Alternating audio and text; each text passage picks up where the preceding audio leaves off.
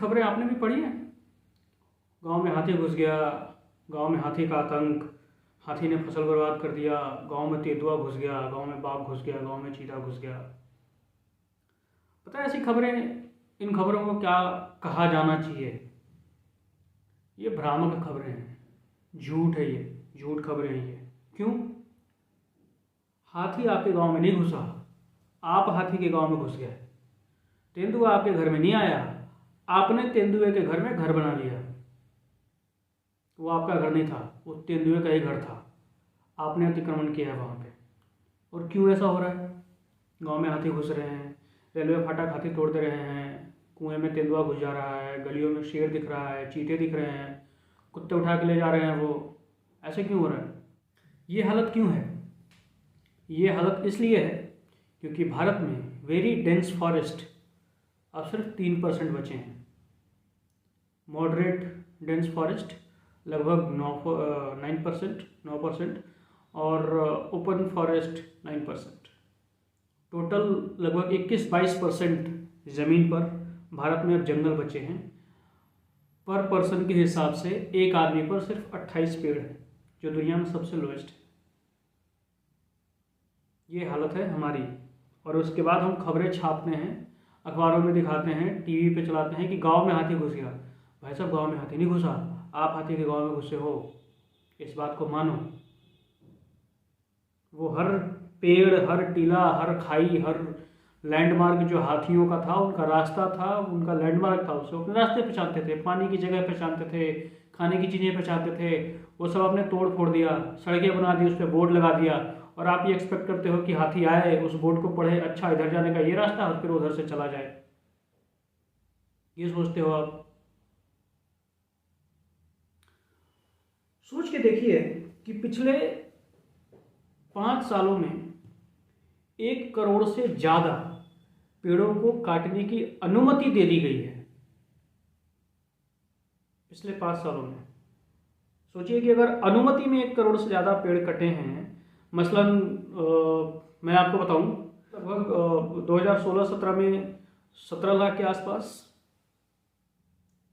17-18 में लगभग 22-25 लाख के आसपास, और 18-19 में 30 लाख के आसपास पेड़ों को काटने की अनुमति दी गई।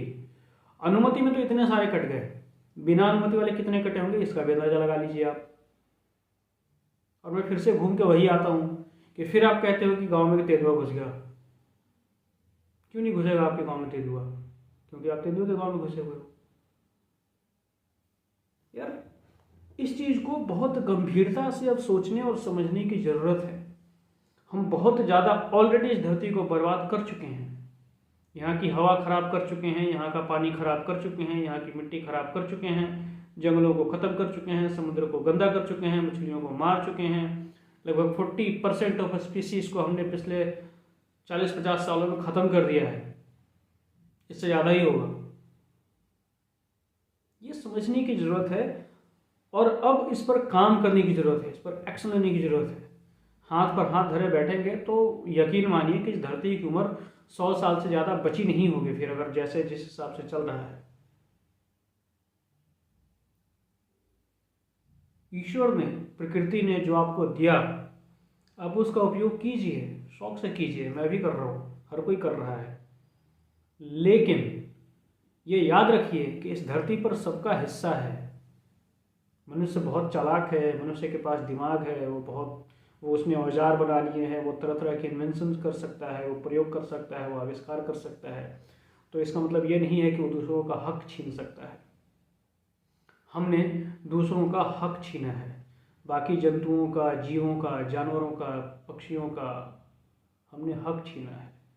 हम सिर्फ उतने पर रहते, या फिर हम कुछ ऐसा करते कि भाई इतना मेरा इतना तेरा, और ऐसा किया जा सकता है।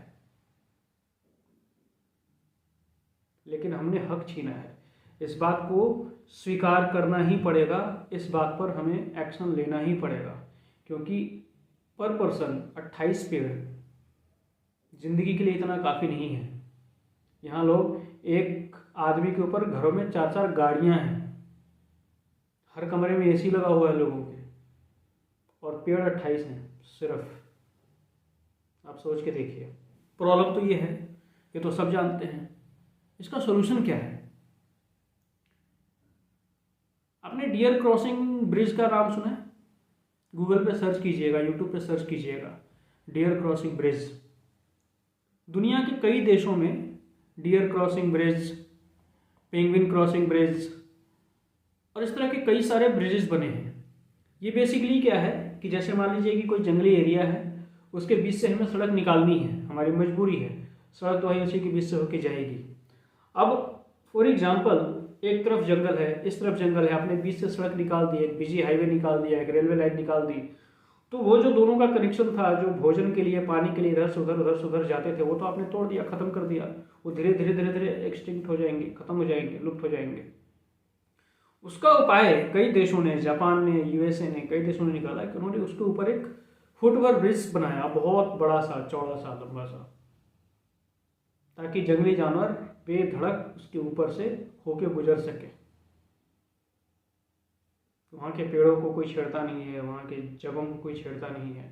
ये उपाय किया गया है और ऐसे कई उपायों की जरूरत सच में अपने देश को है, सच में अपने देश को है।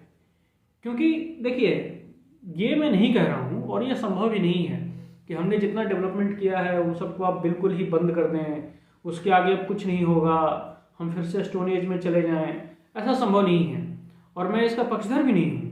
डेवलपमेंट जरूरी है हमारे लिए, आने वाली पीढ़ियों के लिए, लेकिन डेवलपमेंट और सस्टेनेबल डेवलपमेंट में बहुत डिफरेंस होता है।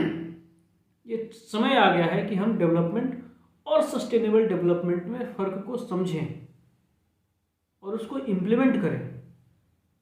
सस्टेनेबल डेवलपमेंट का मतलब ही वही है कि आप प्रकृति से अपना हिस्सा ले रहे हैं और बाकियों को जो उनका हिस्सा है वो उन्हें दे रहे हैं, आप सारा खुद ही नहीं ले रहे हैं।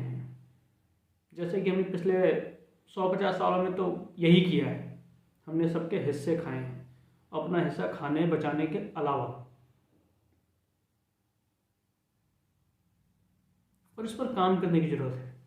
दो चीजें, मैं बहुत शॉर्ट में, ये बहुत लंबा नहीं होने वाला है, दो चीजें बहुत जरूरी है इस देश में, बहुत जरूरी है। एक तो कि बिना देर किए हमें इस तरफ कदम उठाना पड़ेगा, हर आदमी को, इस देश के हर जिम्मेवार नागरिक को, कि जैसे आपका बर्थडे होता है, आपकी मैरिज एनिवर्सरी होती है, तो आप जाके पार्टी करते हैं, होटल बुक करते हैं, घर में पार्टी करते हैं, रिश्तेदारों को बुलाते हैं, शादियाँ वादियाँ होती हैं, आप पार्टी फंक्शन करते हैं। अब ये समय आ गया है कि हम अपने हर बर्थडे पर, हर एनिवर्सरी पर, हर फंक्शन पर, हर पार्टी पर एक पेड़ जरूर लगाएं अपने नाम का। छोटा लगाइए, बड़ा लगाइए, आम का लगाइए, नीम का लगाइए, अमरूद का लगाइए, मतलब उससे नहीं है, पीपल का लगाइए, बरगद का लगाइए, लेकिन लगाइए। आदत डालिए, इसको अपनी आदत में डालिए, इसको अपने संस्कार में डालिए, उसको अपने बच्चों को संस्कार में डालिए कि वो पेड़ों की सेवा करना सीखे, उनको पानी देना सीखे, उनको बचाना सीखे, उनको लगाना सीखे, उनको तोड़ना, उनको काटना नहीं सीखे। पहला काम तो ये बहुत ज़रूरी है इस देश के लिए, इस धरती के लिए बहुत ही ज़्यादा ज़रूरी है। और मेरी अब आप सबसे विनती है, प्लीज़ प्लीज़ प्लीज़ इसको अपनी आदत में डालिए, इसको अपने घर के एक क्रियाकलाप में डालिए, इसको अपने बच्चों में एक तरह से संस्कार में डालिए। खुद समझिए और उन्हें समझाइए। जानते हम सब कुछ हैं, समझते नहीं हैं इस बात को। खुद समझिए और बच्चों को समझाइए कि ये कितना ज़्यादा ज़रूरी है। अगर हम सच में जिंदा रहना चाहते हैं, हम इस धरती से ख़त्म नहीं होना चाहते हैं, तो पहली चीज़। दूसरी चीज़, जैसा मैंने ये डियर फुटओवर ब्रिज का जिक्र किया, इस तरह के कई ब्रिजेस दुनिया के कई देशों में, कनाडा में, नीदरलैंड्स में, यूएसए में, न्यूजीलैंड में, कई देशों में बने हैं। 50 से ऊपर है, आप गूगल कर सकते हैं। भारत में ऐसे 100 ब्रिजेस की आवश्यकता है। अगर किसी काम की वजह से किसी एक जगह पर 10 पेड़ काटने की नौबत है तो काटिए, कोई दिक्कत नहीं है, लेकिन उससे पहले ये इंश्योर कीजिए कि फिर उसी जगह पर, उसी जगह के आसपास आप कम से कम 20 पेड़ लगा रहे हैं, उनकी देखभाल कर रहे हैं।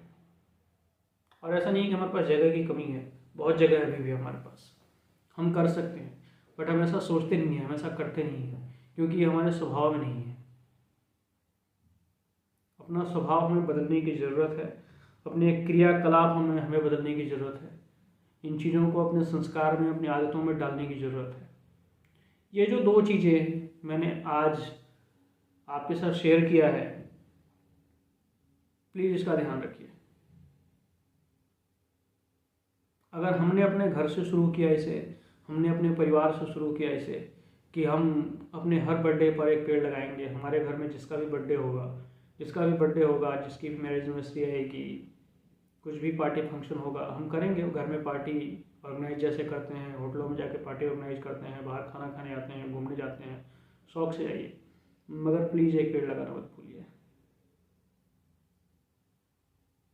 जिस दिन हमने ऐसा करना शुरू कर दिया, धीरे धीरे धीरे धीरे धीरे धीरे ये जो हमने नुकसान कर दिया है, सारा पानी गंदा, सारी हवा गंदी, दिल्ली में पोल्यूशन का क्या हाल होता है, ये दिल्ली में रहने वालों से पूछिए जरा एक बार, ठंडियों के मौसम में क्या हालत होती है उनकी।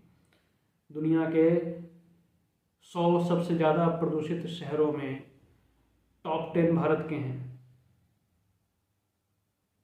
आप सोच लीजिए, अगर हमें इससे बाहर निकलना है, हमें इसका उपाय हमारे पास है, हमें करने की आवश्यकता है। Thank you.